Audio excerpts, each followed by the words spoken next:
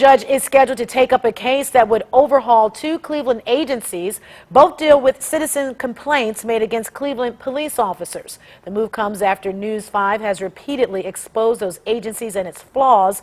News 5's Kristen Volk has been investigating the Office of Professional Standards and the Civilian Police Review Board for years. She joins us now live. And Kristen, this latest move is part of the consent decree. Yeah, Danita, and as part of that decree, these new operating manuals have just been released. They spell out how OPS and the review board should operate after federal officials called them disorganized and ineffective.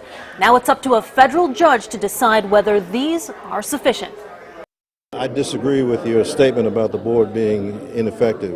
I vehemently disagree with that statement. The chairman of Cleveland's Civilian Police Review Board told us back in August that he doesn't think anything is wrong with his board. That board rules on citizen complaints made against police. Instead, Thomas Jones pointed blame elsewhere. I'm just asking if I can talk to you for a minute. I'm just telling you, you just heard what Dan just said to you. I think you have the opportunity to talk if you would like. To the board's sister agency, the Office of Professional Standards, which investigates those complaints.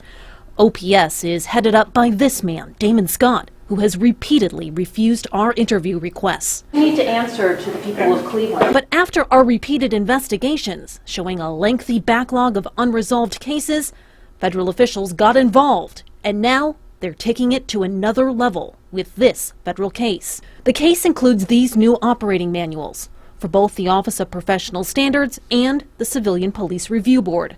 In here, it calls for OPS to better document and assess complaints and make the overall process more efficient, calling for a case to be assigned to an investigator within 24 hours and communicating more regularly with each complainant. It also says investigations should be resolved within 75 days. As for the Police Review Board, these new guidelines suggest that the board has the authority to discipline an officer if it disagrees with what the chief of police does.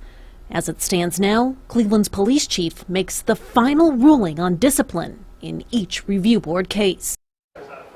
Now, these proposed guidelines were developed by the Cleveland Police Monitoring Team, which oversees the implementation of the consent decree, as well as the community-based Cleveland Police Commission and federal justice officials. Now, the federal judge in this case will hold a hearing on the new manuals December 12th. Danita?